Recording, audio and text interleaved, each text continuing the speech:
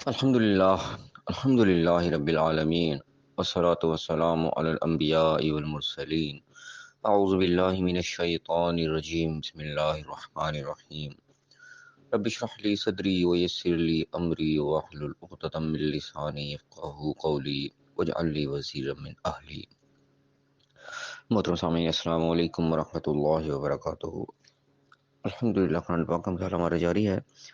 سورہ یونس کی آیت نمبر 15 تک ہم پڑھ چکے ہیں. آج انشاءاللہ آیت نمبر 16 سے آیت نمبر 20 تک پڑھیں گے. اعوذ باللہ من الشیطان الرجیم. بسم اللہ الرحمن الرحیم.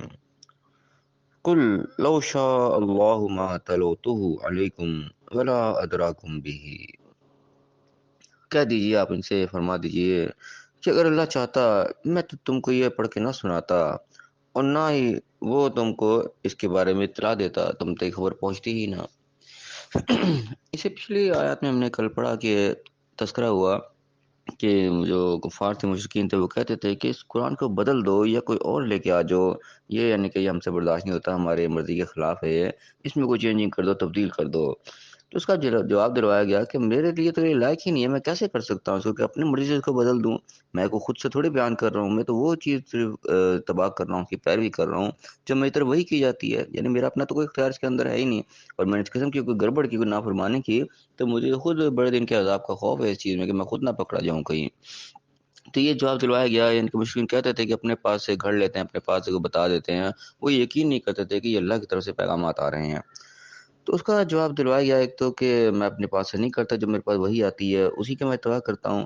اسی کا سلسلہ کلام آج چلا کہ ان سے یہ بھی کہہ دو کہ اگر اللہ چاہتا تو میں تم کے پڑھ کے سناتا ہی نہ، اور تمہیں اس کی کوئی خبر ہی نہ ہوتی. فقط لبثت فیکم عمرا من قبلہ افلا تعقلون. تو میں اس سے پہلے بھی تم سے ایک عمر کا ایک حصہ، ایک بڑا وقت میں تمہارے درمیان گزار چکا ہوں. کیا تم میں عقل نہیں ہے تمہارے، تم دیکھتے نہیں ہو؟ یعنی کہ آپ صلی اللہ علیہ وسلم کو ہم جس سے کہ جانتے ہیں کہ 40 سال کی عمر میں جا کے وہی کا آغاز شروع ہوا. تو 40 سال ظاہر ہے کہ زندگی کا بہت بڑا حصہ ہوتا ہے. آپ صلی اللہ علیہ وسلم کی کل زندگی جو وہ 60-65 سال کے درمیان تھی، تو 40 سال پہلے گزر چکے، یعنی کہ ایک بہت بڑا حصہ، 2/3 حصہ گزار چکے تھے. آپ صلی اللہ علیہ وسلم کی ذات کو بڑی اچھی طریقے سے لوگ پہچانتے تھے، صادق اور امین کہتے تھے، سب مانتے تھے اس چیز کو. تو اس چیز کا حوالہ دیا جا رہا ہے کہ ایک وقت میں نے تمہارے درمیان گزارا ہے، تم نے مجھے دیکھا ہے، تمہارے اندر عقل نہیں ہے کہ جو حصہ میں تمہارے ساتھ گزار چکا ہوں، تو اب آ کے اتنے عرصے بعد تمہارے ساتھ میں کوئی غلط بیان نہیں کروں گا، تم سے کوئی جھوٹ بولوں گا. تم اس چیز کو بڑی اچھی طرح سمجھتے ہو کہ تمہارے اندر عقل نہیں ہے. آگے کیا فرمایا کہ فمن اظلم ممن افترى علی اللہ کذبا. تو اس سے بڑھ کر ظالم کون ہوگا جو اللہ کے اوپر جھوٹ باندھے، او کذب بآیاتہ، یا اس کی آیات کو، اس کی نشانی کو جھٹلائے. یہاں پہ دونوں طرف کی بات ہو گئی کہ آپ صلی اللہ علیہ وسلم جو تھے اللہ تعالیٰ کے نام سے بات کر رہے تھے کہ اللہ تعالیٰ یہ فرما رہا ہے. اب اگر کوئی جھوٹ بولے گا اللہ تعالیٰ کو، نعوذ باللہ، اس طرح وہ کہتے تھے کہ جھوٹ بولتے ہیں، اپنے پاس سے بیان کر دیتے ہیں، تو اس کا جواب دیا جا رہا ہے کہ اس سے بڑھ کر کون ظالم ہو جو اللہ کے اوپر جھوٹ باندھے. یعنی کہ اس کے اوپر کوئی وحی نہ آئے، کوئی ایسا خبر نہ ہو، اور وہ خام خواہ اللہ کے اوپر بتایا جائے کہ اللہ یہ کہہ رہا ہے، اللہ مجھ پر وہی کہہ رہا ہے، تو اللہ پر جھوٹ باندھنے والی بات ہے. اس سے بڑھ کر ظالم کون ہوگا؟ یا پھر اس کا دوسرا حصہ کیا بتایا گیا، او کذب بآیاتہ، یا پھر اللہ کی آیات کو جھٹلائے. یہ کام وہ کر رہے تھے، یعنی کہ اللہ کی آیات کو جھٹلا رہے تھے، اللہ کی طرف سے نشانی آ رہی تھی، وہ اس کو مان نہیں رہے تھے. تو دونوں طرف بیان کر دیا گیا کہ تم مجھ پہ الزام لگاتے کہ میں اللہ پر ایسی جھوٹ بلائے جا رہا ہوں، تو اس سے بڑھ کر کون ظالم ہوگا؟ اگر میں اللہ پر جھوٹ باندھا ہوں، میرے پاس وہی کوئی نہیں آ رہی ہے، میں کہہ رہا ہوں کہ وہی ہے، تو میرے سے بڑا ظالم کون نہیں. اور دوسری طرف تم جو اللہ کی آیات کو جھٹلا رہے ہو، اللہ کی آیات تمہارے پاس آ رہی ہیں اور تم اس کو جھٹلائے چلے جا رہے ہو، پھر اس سے بڑا ظالم کون ہو سکتا ہے؟ یعنی کہ دونوں میں سے ایک جو ہے وہ بڑا زبردست قسم کے ظلم کا ارتکاب کر رہا ہے. انہ لا یفلح المجرمون. اللہ تعالیٰ بے شک جو ہے وہ مجرموں کو کبھی کامیاب نہیں کرتا. جو جرم کرتے جانتے بوجھتے ہوئے وہ کام کرتے ہیں جس سے وہ منع کیا گیا ہوتا ہے، اس کو پتہ بھی ہوتا ہے، تو وہ جرم یعنی کہ ان سے سرزد ہوتا ہے، تو پھر مجرم جو ہیں وہ تو پھر کامیاب نہیں ہوتے. آگے فرمایا کہ وَيَعْبُدُونَ مِن دُونِ اللَّهِ مَا لَا يَضُرُّهُمْ وَلَا يَنفَعُهُمْ. اور وہ ان کی عبادت کرتے ہیں، ان کی غلامی کرتے ہیں اللہ کو چھوڑ کر، جو انہیں نہ کوئی نفع دے سکتے ہیں نہ نقصان دے سکتے ہیں. وہ یقولون، اور کہتے کیا کہ هَؤُلَاءِ شُفَعَاؤُنَا عِندَ اللَّهِ، یہ تو اللہ کے آگے ہمارے سفارشی ہیں. اب یہ وہ عقیدہ یہاں پر تذکرہ ہو رہا ہے جو کہ ہمارے یہاں بھی اس وقت اسی قسم کی کنڈیشن جو ہے وہ پائی جاتی ہے. یعنی کہ اللہ کے سوا، اللہ کو چھوڑ کے اوروں کو اپنا ایسا گویا کہ خدائی بنا لیتے ہیں، ایسا ان کے حکم کے پابند ہو جاتے ہیں، غلام ہو جاتے ہیں، ایسے ان کی عبادت اور غلامی شروع کر دیتے ہیں جیسے کہ اللہ کی جانی چاہیے. یعنی کہ حکم اللہ کا فائنل ہونا چاہیے، اللہ کی جو بات آ گئی اس پہ انسان کو پختگی سے عمل پیرا ہونا چاہیے. کیونکہ اللہ کو تو وہ حق دیتے نہیں، اللہ کے سوا اپنے اور ایسے بزرگ، ایسے پیر، ایسے جو بھی ہیں ان کو پکڑا ہوا ہوتا ہے، ان کے ساتھ اس طریقے کی یعنی کہ عقیدت ہوتی ہے، اور ایسے ان کے حکم کو غلام ہوتے ہیں کہ بس جی انہوں نے کہہ دیا، اب تو ہم اس سے ٹس سے مس نہیں ہو سکتے. ان کو یعنی کہ وہ درجہ دے دیا جو ان کے نفع نقصان کے مالک ہی نہیں ہے. نفع نقصان کا اصل مالک تو اللہ ہی ہے، جو ہم نے اپنا بڑا پکڑ لیا، اس کے ہم غلام بن گئے ہیں، وہ تو صحیح معنی میں نہ کوئی نفع دے سکتا ہے نہ کوئی نقصان دے سکتا ہے، کیونکہ وہ انسان ہے، ہماری طریقے سے وہ بے بس ہے، اس طرح ہم اللہ کے آگے مجبور ہیں، اس طرح وہ خود مجبور ہے، وہ اپنے لیے کوئی نفع نقصان کا فیصلہ نہیں کر سکتا، اپنی بیماری کو اپنے سے ہٹا نہیں سکتا، اپنی تنگی کو اپنے سے دور نہیں کر سکتا، جو اپنے نفع نقصان کا اس کے اختیار نہیں ہے تو وہ کسی کا نفع نقصان کا کیا اختیار ہوگا اس کے ہاتھ میں۔ تو اللہ تعالیٰ کہہ رہا ہے کہ ایسا کوئی عبادت کرتے ہیں، ایسے کی غلامی کر رہے ہیں جو اللہ کو چھوڑ کے، جو کہ ان کے نفع نقصان کے مالک ہی نہیں ہیں، اور کہتے کیا ہیں کہ اللہ کے آگے ہمارے سفارشی ہیں۔ وہی بات ہمارے یہاں چل رہی تھی کہ ہاں یہ اللہ کے آگے سفارشی ہے، اللہ کے بڑے نیک ہے، اللہ بڑے مقرب ہیں، اللہ ہماری تو سنے گا نہیں اور ان کی موڑے گا نہیں، ہماری ان کے آگے ان کی اللہ کے آگے، یہ چینوی بنائی جاتی ہے۔ ابھی بھی اسی طریقے سے لوگوں کو اللہ کے سامنے سفارشی اپنا سمجھا جاتا ہے، اسی کے کانسیپٹ کے تحت ان کی خدمتیں کی جاتی ہیں اور ان کے نام سے بڑا بڑا کچھ کیا جاتا ہے، وہ ہم دیکھتے ہیں سارا کچھ۔ تو یہی عقیدہ بالکل ان لوگوں کا تھا، اللہ تعالیٰ یہاں بیان کر رہا ہے۔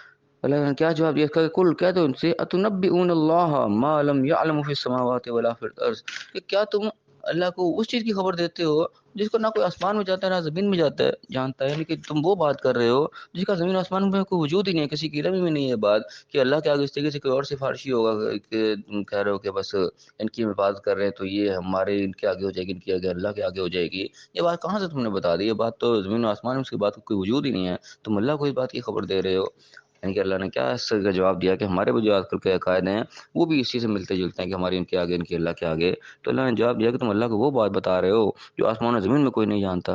سبحانہ و تعالی عما یشرکون، اللہ تعالیٰ بہت بلند ہے، چیز پاک ہے جس چیزوں کو تم شرک کر رہے ہو اللہ کے ساتھ، جن کو تم ٹھہرا رہے ہو، برابری ان کو دے رہے ہو، جو اختیار تم نے ان کو دے دیں جو اللہ کو دیے جانے چاہیے تھے، تو اللہ تعالیٰ اس سے بہت بلند و بالا ہے۔ آگے فرمایا کہ وما کان الناس الا امۃ واحدۃ فاختلفوا، اور نہیں تھے لوگ مگر ایک امت تھے، ایک واحد امت تھے اللہ کی طرف سے، یعنی کہ اللہ نے ایک آدم حوا سے سب کو پیدا کیا، ایک انسان سے سارے آگے نکالے، تو اصل میں سب ایک ہی تھے۔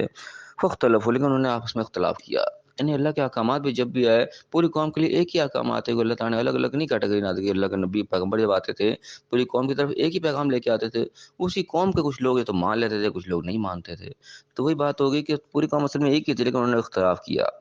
ولولا کلمۃ سبقت من ربک، اور اگر تیرے رب کی طرف سے پہلے ایک بات طے نہ ہو چکی ہوتی، لقضی بینہم فیما فیہ یختلفون، تو ان کے درمیان فیصلہ کر دیا جاتا ہے جو کچھ یہ اختلاف کر رہے ہیں، یعنی کہ اللہ کی طرف سے حکم آ جاتا ہے، فیصلہ آ جاتا ہے اسی ٹائم، لو جی یہ حقیقت ہے اور یہ نہیں ہے، اگر اللہ تعالیٰ نے پہلے سے ایک وقت طے نہ کر دیا ہوتا ہے، یعنی کہ اللہ نے ایک ہمیں مہلت دے رکھی ہے کہ ٹھیک ہے تمہارے پاس ٹائم ہے اس وقت، یہ مان لو یا نہ مان لو، قیامت کے دن کی بار تم سے پھر سوال جواب ہوں گے، پوچھوں گے، فیصلہ ہوگا۔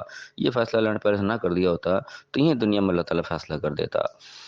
فرمایا کہ وَيَقُولُونَ لَوْلَا أُنزِلَ عَلَيْهِ آیَةٌ مِّن رَبِّهِ، اور یہ بھی کہتے ہیں کہ ان کی اس کے اوپر اللہ کی طرف سے کوئی آیت کیوں نہیں، کوئی نشانی کیوں نہیں نازل ہو گئی، کوئی معجزہ کیوں نہیں نازل ہو گیا۔ یعنی آپ صلی اللہ علیہ وسلم ایک عام انسان کی طرح چلتے پھرتے نظر آتے تھے، عام انسان کی طرح باتیں کر رہے ہوتے تھے، وہی آتی تھی، فرشتہ آتا بھی تھا، کسی کو نظر نہیں آتا تھا، وہی بتاتے تھے کہ ہمارے پاس آ رہا، کوئی آنکھوں سے دیکھتا تو نہیں تھا۔ تو یہ ان کو ایک چیز اور یعنی کہ اعتراض پیدا کرتی تھی کہ جیسے پہلے پیغمبر معجزہ دکھاتے تھے، موسیٰ علیہ السلام معجزہ دکھا رہے ہیں، عیسیٰ علیہ السلام معجزہ دکھا رہے ہیں، ایسی نشانی یہ کیوں نہیں دکھاتے؟ اس کا جواب دیا کہ فقل کہہ دو انما الغیب للہ، کہ غیب تو اللہ کے پاس ہی ہے، کہ چھپی ہوئی بات ہے، پوشیدہ ہے، اللہ کیوں نہیں دے رہا، کیوں نہیں دکھا رہا، یہ اس کی حکمت ہے، وہ اللہ ہی جانتا ہے، اس کا کوئی جواب نہیں اس بات کا، غیب کی بات ہے وہ اللہ ہی کے پاس ہی ہے۔